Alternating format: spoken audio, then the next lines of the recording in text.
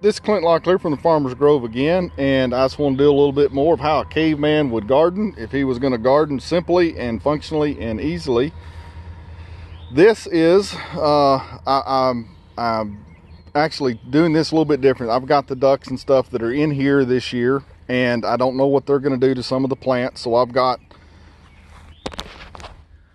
just make some cheap wire rings, and that way just to keep the ducks out of it a little bit. But it's really simple. This hadn't come up yet, just planted this. All I've done is just thrown some hay on the ground, put a big heaping pile of compost in the middle where it's darker, and put squash seeds. I'm done. That's all I'm gonna do.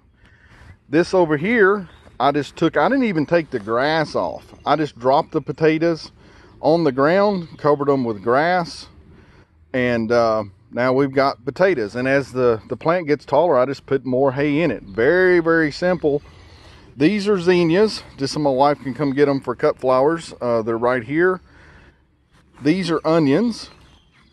All I did with this was put some compost on the ground, put the little bulbs from the onions in the compost, cover them with hay, and we have got the beginnings of some really good sweet onions. As you see here, we have kale. You'll notice it's just hay on the bottom. I put some compost on top, and I put from my greenhouse, I just put in some plugs of kale. That's all I'm doing. Simple as can be. More potatoes, purples, Yukons, reds, different things like that. Very simple. Drop them. Like I said, I just put them in the grass, covered them with hay, put the wire around them so the ducks wouldn't mess with them if they would. You know, like this is more of a traditional style garden here.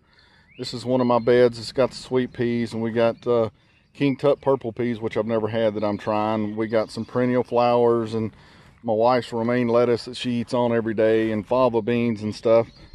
That's more traditional for sure. We have more potatoes here. We're still putting out the garden. These we put out earlier, and these will be really easy to pick. Again, I just threw them on the ground, covered them with hay. That's it. Coming over here, we have more potatoes. Done the same way. I mean, took no time at all. Took longer to cut the wire than it did to plant the potatoes, and that's all I've had to do with them. We have more onions right here. Of course, we got our guard goat. More onions right there. Simply put down some compost, put the bulbs in it, threw hay on top. We have more under there. Not sure why the wire's there, but I'll move that. Some more goji berries. Some healthy blackberries. Got some purple potatoes over in here. Some Yukon potatoes right here. Now I'm gonna experiment, which I've never done, but we'll see how it works together. I'm gonna try to grow sweet potatoes using this same method with the slips, just like I did the kale. And I think it's gonna work very well. The sweet potatoes get big, and they'll be really, really easy to pick. So just a little bit more of caveman gardening. Keep it simple, keep it easy, and keep it effective.